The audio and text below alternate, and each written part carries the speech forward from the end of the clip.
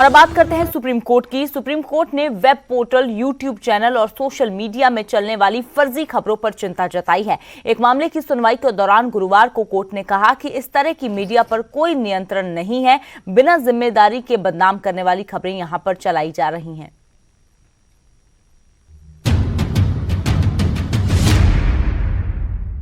ये खबर नहीं, बदनामी का घर। नियंत्रण नहीं सोशल मीडिया पर, घर घर पहुंच रही झूठी खबर। फर्जी खबरों पर सुप्रीम चिंता। बेजा नहीं है सुप्रीम कोर्ट की चिंता। यह चिंता ऐसी है जिससे आम जन है परेशान, अहम पद और संस्थाएं हो रही हैं बदनाम। अब इसी तस्वीर को देख लीजिए। सड़क पर बिखरा है खून, वर्दी वाले धब्बा मिटा रहे हैं। लोग इसे किसानों का खून बता रहे हैं। सोशल मीडिया पर कहा यह जा रहा है सड़क पर यह खून हरियाणा के करनाल में पुलिस की तरफ से विरोध कर रहे किसानों पर लाठी चार्ज के बाद फैला है। इसके जरिए हरियाणा की सरकार और पुलिस को बदनाम किया जा रहा है, जबकि सच्चाई यह है कि इस तस्वीर का सरोकार जम्मू कश्मीर में हुए आतंकी हमले से है। अब इसी तस्वीर को देख लीजिए। इसे गुजरात के वायनाड के डीपीएस का बताया जा रहा है। यह तस्वीर उस वीडियो की है जिसमें एक आदमी छोटी बच्ची को उसके बालों से खींचकर बेरहमी से पीटता दिखा। दावा किया गया कि वीडियो में दिख रहा शख्स डीपीएस स्कूल का एक मुस्लिम शिक्षक है, जबकि सच्चाई यह है कि यह तस्वीर छत्तीसगढ़ की है, जहां भूत भगाने का आडंबर किया जा रहा है। ये तस्वीरें सिर्फ एक बानगी हैं। वेब मीडिया और यूट्यूब पर हर रोज ऐसी हजारों खबरें चलाई जा रही हैं जिस पर सुप्रीम कोर्ट ने चिंता जताई है। 3 जजों की बेंच की अध्यक्षता कर रहे चीफ जस्टिस एनवी रमन्ना ने कहा, अगर आप यूट्यूब पर जाएं तो आपको दिखेगा कि कैसे आराम से झूठी बातें चलाई जा रही हैं। आम लोगों की तो बात ही क्या की जाए, यहाँ संस्थाओं और जजों तक के बारे में भी बदनाम करने वाली झूठी बातें दिख जाएंगी। इतना ही नहीं, अक्सर सामान्य जानकारी को सांप्रदायिक रंग दे दिया जाता है। इससे देश की भी बदनामी होती है। चीफ जस्टिस यहीं नहीं रुके, उन्होंने आगे कहा, यह प्लेटफॉर्म सिर्फ शक्तिशाली लोगों की सुनते हैं। किसी मामले में ट्विटर, फेसबुक और यूट्यूब से जवाब मांगा जाए तो वे जवाबदेही से पल्ला झाड़ लेते हैं। फेक न्यूज फैलाने पर नियंत्रण की व्यवस्था बनाने की बात कोर्ट पहले से ही कर चुका है। बता दें कि सुप्रीम कोर्ट में तबलीगी जमात से जुड़े एक मामले की सुनवाई के दौरान ये बातें हुई। इस मामले पर अगली सुनवाई 6 हफ्ते बाद होगी। Bureau report, news 18 network. और अब बात करते हैं सरकार की स्वास्थ्य सेवाओं की, जिसको लेकर बेहतर दावे जरूर किए जाते हैं, लेकिन डॉक्टर्स की लापरवाही का खामियाजा मरीजों को भुगतना पड़ता है। बल्लभगढ़ में अस्पताल में अंधेर गर्दी का आलम देखिए कि गर्भवती महिला ने ऑटो में ही बच्चे को जन्म दिया। बल्लभगढ़ एम्स अस्पताल की शाखा का ये पूरा मामला है, जहां डॉक्टर्स और स्टाफ की बड़ी लापरवाही सामने आई है। परिजनों के मुताबिक आधे घंटे तक महिला प्रसव पीड़ा से तड़पती रही, लेकिन कोई भी कर्मचारी मदद के लिए आगे नहीं आया। सवाल ये है कि ये कैसी स्वास्थ्य सेवा है? क्या लापरवाह डॉक्टर्स और स्टाफ पर कार्यवाही होगी? एक ऑटो में महिला अपने बच्चे को जन्म देती है और अस्पताल प्रबंधन को इसकी खबर तक नहीं होती। कुछ नहीं हुआ, गेट के बाहर मैं 10-15 मिनट खड़ी थी। अब मैं नहीं थी, मेरा पता ही नहीं था कि कहाँ डॉक्टर बैठते हैं, कहाँ बैठते हैं, मेरा मालूम नहीं था। मैं ढूंढने लगी, वहाँ से फिर कहले कि नहीं इमरजेंसी में लेके जाओ। वहाँ गई तो वहाँ 10 आउट लग गया था, दोनों में लगा आधा घंटा हो गया। और थोड़ी देर के बाद निकल के आई, मैडम ले गई अंदर। तो क्या बच्चे सही है? बच्चा सही है। तो कहाँ हुआ था बच्चा? बच्चा ऑटो में हुआ था।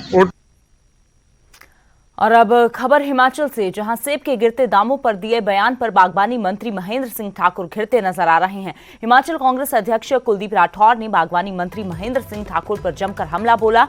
कुलदीप राठौर ने कहा कि महेंद्र सिंह ठाकुर बागवानी विरोध मंत्री हैं और बागवानों के जले पर नमक छिड़कने का काम करते हैं। बता दें कि महेंद्र सिंह ठाकुर ने बागवानों को क्रेट में डालकर खुली मार्केट में सेब बेचने की सलाह दी थी।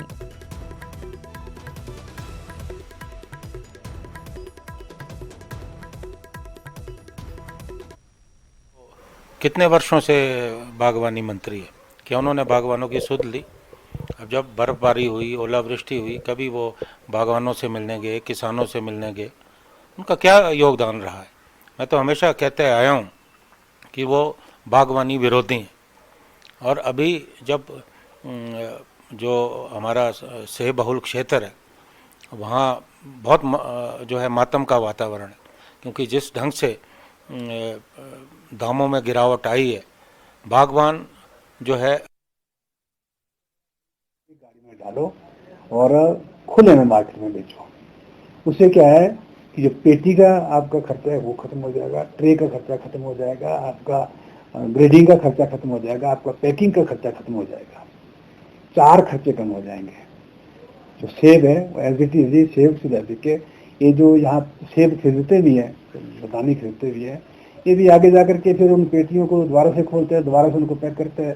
तो जो हमारा ओवर एक ऐसा सेब जो है जो 25 से 28 किलो चले जाता है 18 से 20 वाली पेटी में, वो भी उसका फायदा भी हमारे बागवान में। और अब खबर कांगड़ा के नूरपुर से, जहां के मलकाल इलाके में 2 गुटों में खून संघर्ष हो गया। जमकर लाठी डंडे बरसाए गए।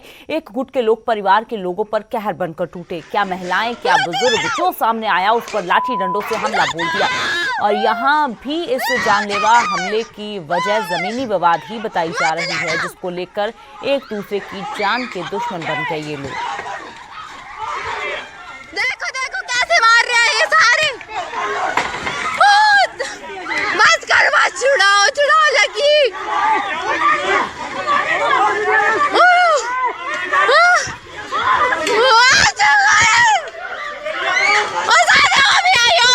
ये देखो 2 औरतें मार रखा, ये देखो सारे ही परिवार ने इन्होंने। देखो देखो। और अब खबर चंबा से। चंबा के तीसा में एक पिकअप गहरी खाई में जा गिरी। इस हादसे में गाड़ी सवार 3 लोगों की मौके पर ही मौत हो गई। जब लोगों को हादसे की खबर मिली, गाड़ी करीब 200 फीट गहरी खाई में जा गिरी। गाड़ी में ड्राइवर समेत 3 लोग सवार थे, जिनका हादसे के काफी देर तक कोई पता नहीं चल पाया था। ये 3 लोग पानी के तेज बहाव में बह गए। हालांकि सर्च ऑपरेशन में घटनास्थल से करीब 1 किलोमीटर दूर तीनों के शव बरामद कर लिए गए। चंबा के तीसा का मार्ग बेहद खतरनाक है। यहाँ अक्सर ड्राइवर की मामूली सी चूक जान पर भारी पड़ जाती है। इससे पहले भी तीसा की सड़कों पर कई जानलेवा हादसे हो चुके हैं। दुखद हादसा है। हमने नौजवान 19, 22 और इस तरह से 41-45 साल के बंदे को खोया है। इस पे हम लोग देखते हैं, मैंने प्रशासन को कहा है कि पूरी जांच बिठाएंगे कि क्या कारण रहे हैं इसमें, और साथ ही साथ जो प्रभावित परिवार हैं उनको फौरी राहत जो है वो 10-10 हज़ार रुपये हमने दे दी है। मैं तो लोक निर्माण विभाग को अपनी तरफ से और अपने यहाँ के क्षेत्रीय लोगों की तरफ से आगाह करना चाहूँगा कि ये जो चंबा से तीसा सड़क मार्ग है, ये बहुत ही कई जगह संकरा है, बहुत ही कई जगह विकट स्थिति में है, जहाँ पर ना तो क्रैश बैरियर हैं और ना ही कहीं पर भी इन्होंने पैराफिट का